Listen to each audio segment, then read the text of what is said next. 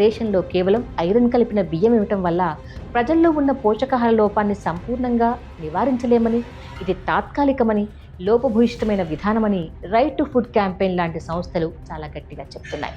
అందుకే అనేక సంస్థలు చెప్తున్న మాట ఏంటంటే, కేవలం ఫోర్టిఫైడ్ బియ్యం తయారు చేసి రేషన్ బియ్యంలో కలిపితేనే సంపూర్ణ ఆరోగ్యం సాధ్యం కాదు. స్థానిక పద్ధతుల్లో పండించే సాంప్రదాయ ధాన్యాలు, దంపుడు బియ్యం, ఆకుకూరల పంపిణీ ద్వారానే రక్తహీనతను సహజంగా అరికట్టాలి. ఇలాంటి బియ్యాన్ని పేదలకు బలవంతంగా అంటకట్టకూడదు.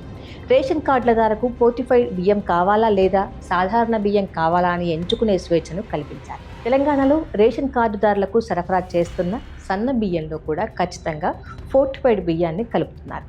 కేంద్ర ప్రభుత్వ పౌర సరఫరాల మంత్రిత్వ శాఖ నిబంధనల ప్రకారం దేశవ్యాప్తంగా ప్రజా పంపిణీ వ్యవస్థ ద్వారా పంపిణీ చేసే ఏ రకమైన బియ్యమైనా సరే, అది దొడ్డు బియ్యమైనా సన్న బియ్యమైనా ఏదైనా సరే, విధిగా ఫోర్టిఫైడ్ గింజలను బ్లెండింగ్ చేయాల్సిందే. కేంద్రం సేకరించే పరిధిలోకి వచ్చే కస్టమ్ మిల్లింగ్ రైస్ నిబంధనల ప్రకారమే రాష్ట్ర ప్రభుత్వం రైస్ మిల్లర్ నుండి సన్న బియ్యాన్ని సేకరిస్తుంది. కాబట్టి మిల్లర్లు సన్న బియ్యానికి కూడా ఈ ప్రక్రియను పూర్తి చేసిన తర్వాతే ప్రభుత్వానికి అప్పగిస్తున్నారు.